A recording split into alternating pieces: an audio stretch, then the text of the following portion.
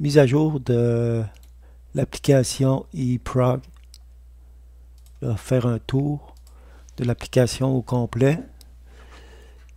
Comme on voit au départ là, dans la boîte de sélection du port à utiliser, il y a une nouvelle information ici. Road delay en millisecondes. J'ai dû ajouter un délai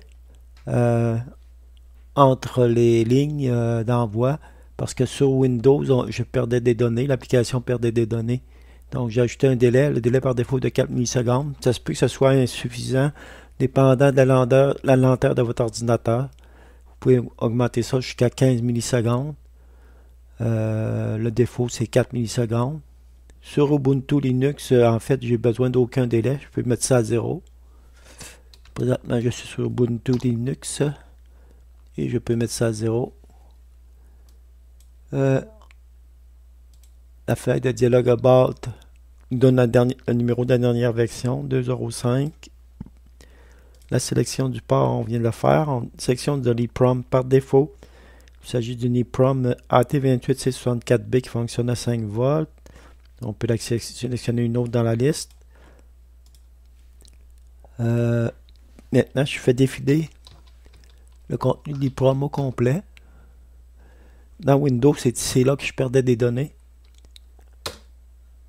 Mais dans Linux, même si je mets 0 millisecondes de délai, je ne perds aucune donnée. Windows est plus lent qu'Ubuntu. Donc là, j'ai fait un view. J'aurais pu passer par ici. Là, j'ai fait un view avec la ligne de commande, mais j'aurais pu passer par ici. OK. Et vous voyez que ça se passe assez vite. À cette heure que j'ai augmenté la vitesse de transmission à 460 800 bauds. Ça va assez vite. Donc, config du port, on la voit au démarrage. Sélection de l'EEPROM dans la liste. Notez ici que quand vous sélectionnez l'EEPROM, le voltage sur lequel vous devez mettre le jumper sur la carte Nucleo, l'endroit où vous devez 3 volts ou 3.3 volts, c'est important de ne pas oublier de changer le jumper de position si vous changez d'EEPROM qui prend une valeur de voltage différente, sinon vous allez avoir des problèmes. Par exemple, si je choisis cette EEPROM ici, le jumper doit être sur 3.3 volts, tandis que celle-là est sur 5 volts. File, View Range, on vient de le voir. Erase Range, je vais effacer toute l'EEPROM. Je vais faire un View. Et comme on voit, toutes les informations qui étaient dedans ont été effacées. Une autre façon de l'effacer au complet, c'est de faire Erase All plutôt que Erase Range, si on veut tout effacer. Si je veux reprogrammer, je fais Programme EEPROM.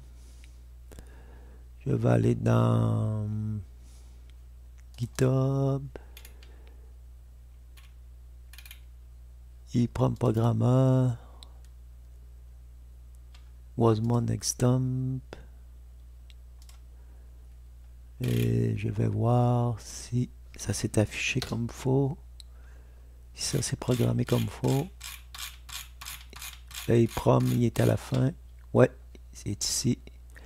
De 00F, ça c'est le oups, c'est le 00, le Wasmon qui est ici.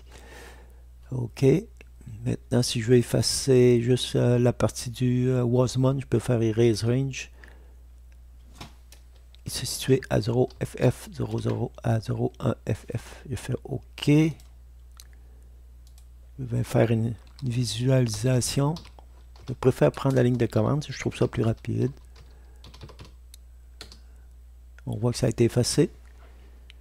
Donc, Erase, Arrange All, Programme, Dump Range, Reboot. Ça, c'est une nouvelle information pour resetter le programmeur. Et, à part ça, il y a quoi? Il y a Dump Range. Dump Range est pour créer un fichier avec le contenu de la mémoire. Présentement, il n'y a rien dans le contenu. On va annuler. Maintenant qu'on va faire quelque chose, on va ajouter du contenu. Sur la ligne de commande, je peux faire hello world 02ff hello world.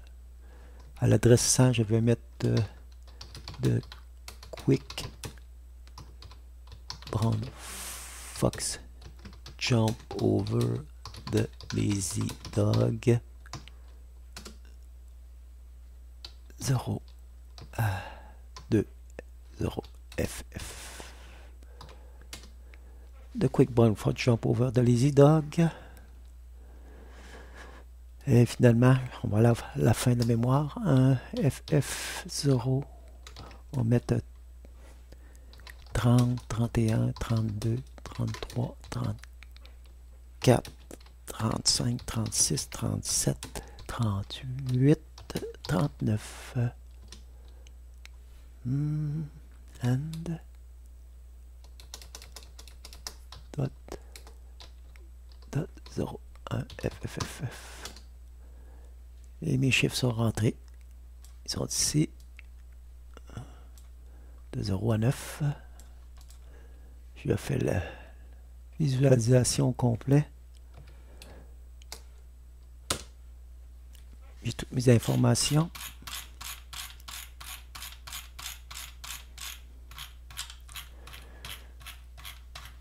On va sauvegarder ça en fichier hexadécimal. Donc range 0 to FFF, hexadécimal, ok. On va sauvegarder ça dans temp ici. Test.x, prom.x, non, AT28C64B.x. On va voir ça a marché. Dossier personnel. Temp. On va ouvrir ça dans Genie. Voilà. Ouvert dans Genie. Et j'ai bien sauvegardé mon EEPROM dans un fichier. J'aurais pu sauvegarder en binaire. On va refaire la même opération, mais en binaire. Donc, range, binary. OK. Point bin.